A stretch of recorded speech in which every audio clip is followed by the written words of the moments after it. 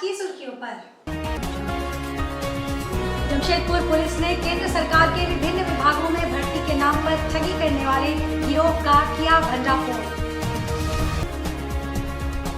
2 दिन पूर्व Kabra transport private limited के वाहन से हुई दुर्घटना में मृतक के परिवार को मिला मुआवजा। मॉब लिंचिंग की बढ़ती घटनाओं के मद्देनजर कोतवाली थाना प्रभारी ने ग्रामीणों के साथ की बैठक, रोजगार से जुड़ने की कही बात। खबरें अब विस्तार से। जमशेदपुर पुलिस ने सेना, रेलवे, आरपीएफ और एफसीआई समेत केंद्र सरकार के विभिन्न विभागों में भर्ती के नाम पर ठगी करने वाले गिरोह का भंडाफोड़ किया है। इस मामले में पुलिस ने 4 लोगों को गिरफ्तार किया है। गिरफ्तार आरोपियों में चास थाना क्षेत्र के आदर्श कॉलोनी निवासी मनीष कुमार उर्फ अभय कुमार, पश्चिम बंगाल के आसनसोल नॉर्थ के दिनेश कुमार, कसमार थाना क्षेत्र के बगदाद गांव के दीपराज कुमार भट्टाचार्य और टांगटोना बगियारी गांव के मंतोष कुमार महाली शामिल है। गिरफ्तार आरोपियों के पास से बरामद फर्जी दस्तावेज। पुलिस ने आरोपियों के पास से इंडियन आर्म फोर्स का फर्जी ID कार्ड जिसमें चीफ इंजीनियर की मोहर लगी हुई थी, एक आधार कार्ड, 3 डेबिट कार्ड, एक पैन कार्ड, एक बिना नंबर प्लेट की सफेद वैगनार कार, भारतीय सेना की फर्जी पिस्तौल और 30 गोली बरामद की है। एसएसपी किशोर कौशल ने प्रेस कॉन्फ्रेंस में बताया कि इस मामले में बिष्टुपुर थाने में केस दर्ज किया गया था और लखनऊ स्थित मिलिट्री इंटेलिजेंस ने भी जांच करने के लिए कहा था। इसके बाद CCR DSP मनोज कुमार ठाकुर के नेतृत्व में SIT बनाई गई। टीम ने इस गिरोह का पर्दाफाश करते हुए चारों आरोपियों को गिरफ्तार कर लिया है। नौकरी दिलाने के नाम पर पैसे की ठगी का एक मामला बिष्टुपुर थाने में दर्ज कराया गया था। उसको लेकर के एक टीम का गठन भी किया गया था और लगातार उस संदर्भ में अनुसंधान किया जा रहा था। उस संदर्भ में एक मेजर ब्रेक थ्रू पिछले दिनों जमशेदपुर पुलिस को मिली है, जिसमें कि जो आर्मी की जो इंटेलिजेंस यूनिट है उसका भी सहयोग हम लोगों को प्राप्त हुआ और इस दौरान जो है कुल मिलाकर के 4 अपराध कर्मियों की गिरफ्तारी हुई है, जिसमें 2 अपराध कर्मी बोकारो से गिरफ्तार किए गए हैं, एक आसनसोल से और एक जो है वो रांची से जो है वो गिरफ्तारी हुई। इनके पास से कुल मिलाकर करके हम लोग अगर देखें तो इंडियन आर्म फोर्सेस का बेसिकली आर्मी की fake identity card, engineer in chief का एक मोहर लगा हुआ, फेक और आधार कार्ड वगैरह भी इनके पास से बरामद हुआ है। एक वैगनआर कार बरामद हुई है जिसमें कि आर्मी की लोगो लगी हुई है। इंडियन आर्मी का 2 और स्टाम्प मिला है। एक टॉय गन इनके पास से बरामद हुआ है और उसका कुछ पावर कॉर्क वगैरह भी मिला है। इसके अलावा जो कैंडिडेट्स हैं उन लोगों के कुछ joining letters, medical letter, reporting letter इत्यादि भी प्राप्त हुए।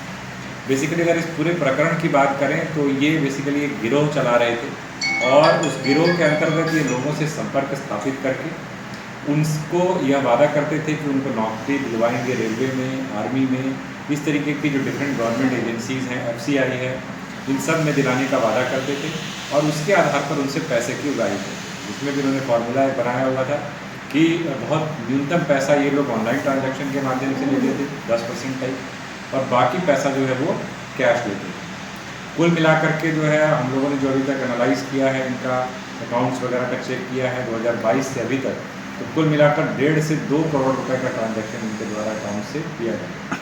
इसका मतलब है कई सारे ऐसे भुक्तभोगी हैं जिनको इन्होंने अपनी ठगी का निशाना बनाया है।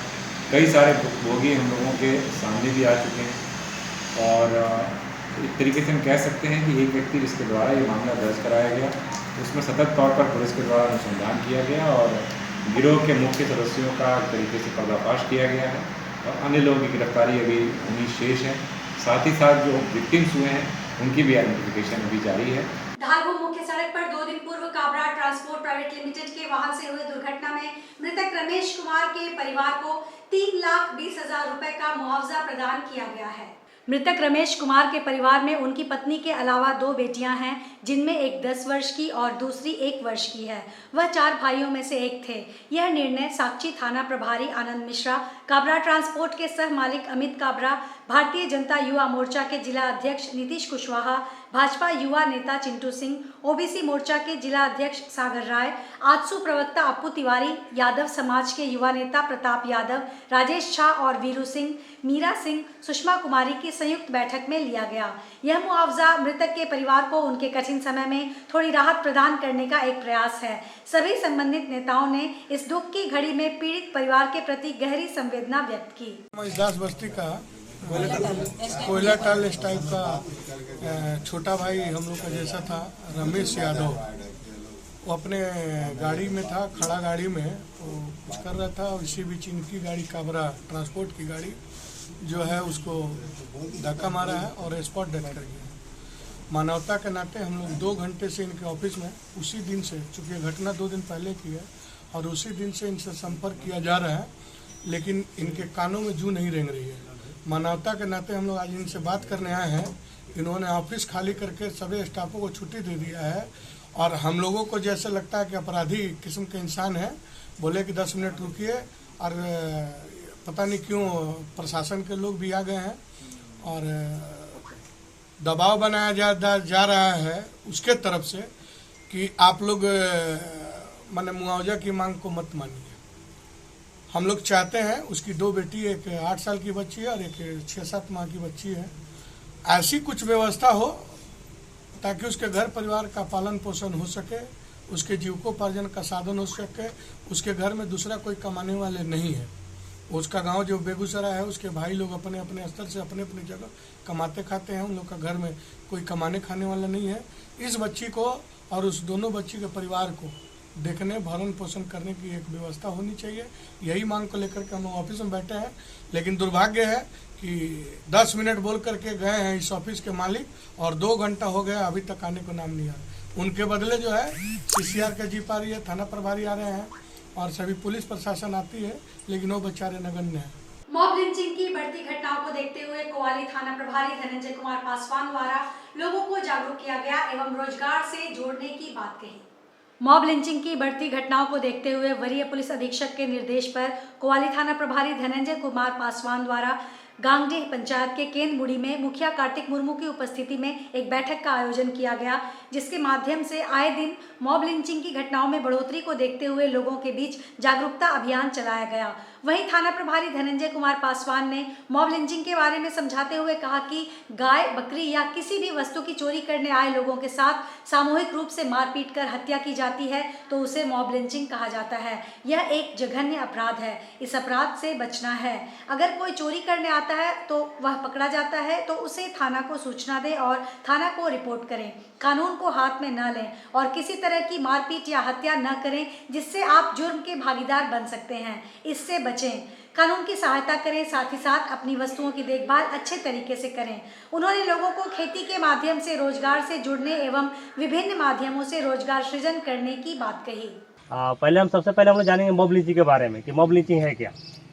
जैसे बहुत कोई जैसे मैंने बताया कि बहुत कोई लोग जान रहे होंगे, बहुत कोई नहीं भी जान रहे होंगे। और मॉब लिंचिंग बहुत ही जघन्य अपराध है।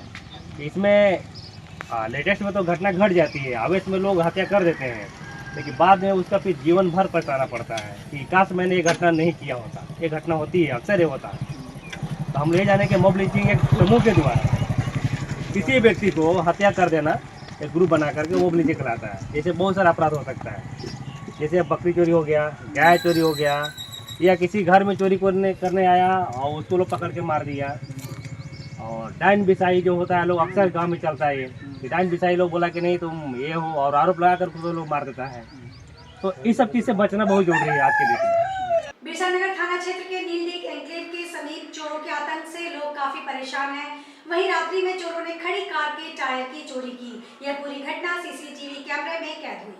नीलडीह एन्क्लेव बिरसानगर जोन नंबर 5 के रहने वाले गुलजार सिंह ने कहा कि आसपास के लोग चोरों के आतंक से काफी परेशान हैं। चोर हमारे कार के टायर को भी खोलकर ले गए।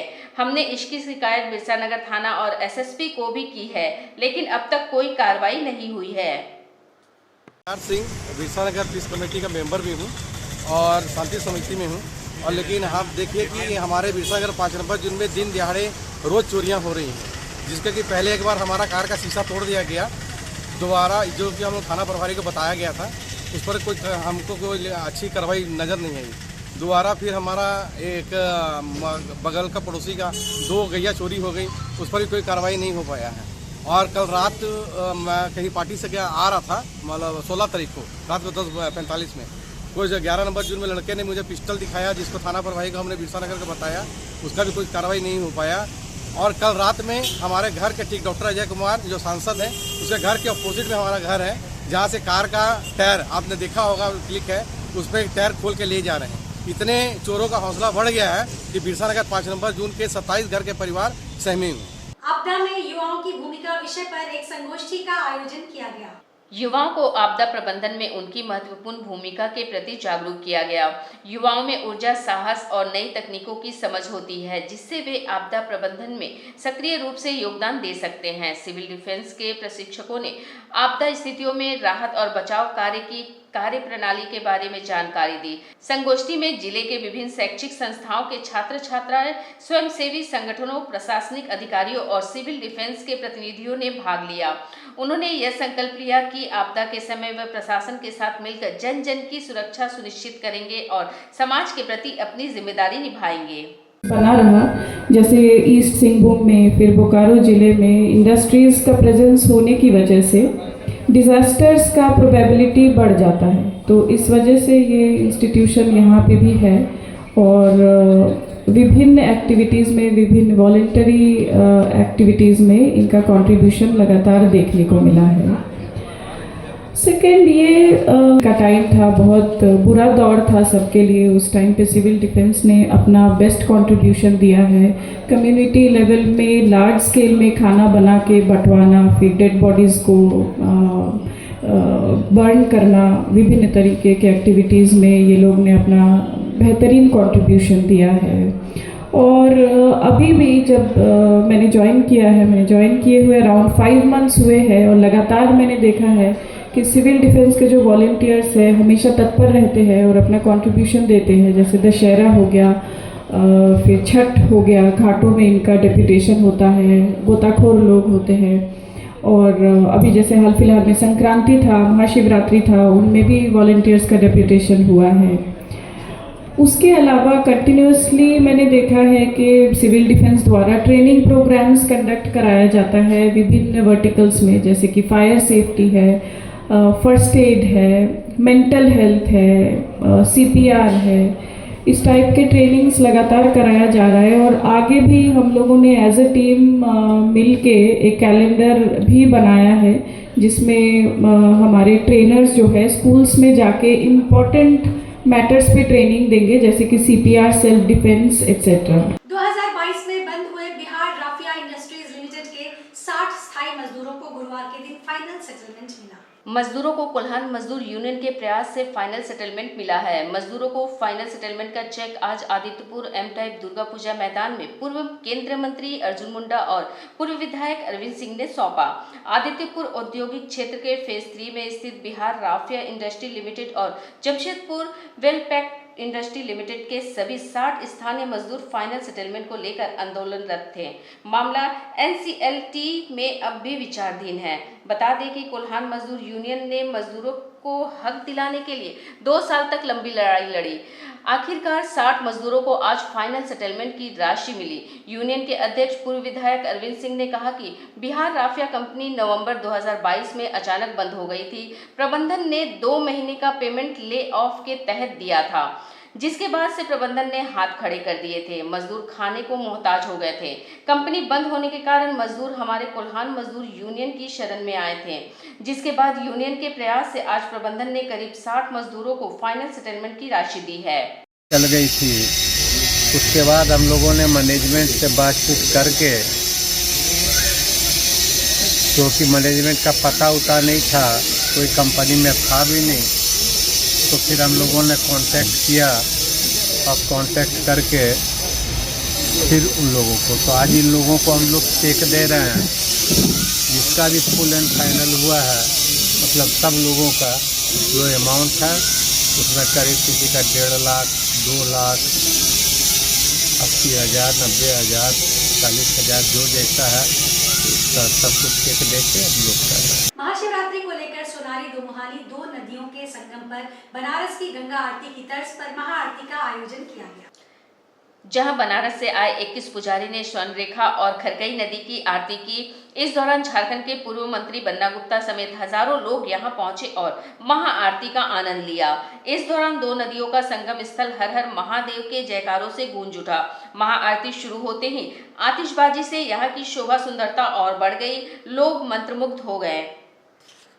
सबसे पहले तो महाशिवरात्रि है, इसकी मैं बहुत सभी लोगों को बहुत बधाई और शुभकामनाएं। बाबा का खुद में भक्त हूँ और बाबा की आदर और बाबा के प्रति श्रद्धा सभी लोगों को है। और इसी के साथ साथ नदियों के संरक्षण के लिए, नदियों को प्रदूषित होने से बचाने के लिए जल ही जीवन है, इसकी परिकल्पना को लेकर हम लोग स्वर्ण रेखा आरती करते हैं ताकि ज़्यादा से ज़्यादा लोग नदियों से प्रेम का संबंध स्थापित करें, नदियों में गंदगी फेंकने से बचें, नदियों की पवित्रता और निर्मलता बनी रहे, इसके लिए हम सभी लोग मिलकर काम करते हैं। आज के इस बुलेटिन में बस इतना ही। हम फिर हाजिर होंगे कुछ और नई खबरों के साथ। तब तक के लिए SCCN न्यूज़ की पूरी टीम की ओर से मुझे दीजिए इजाजत। नमस्कार।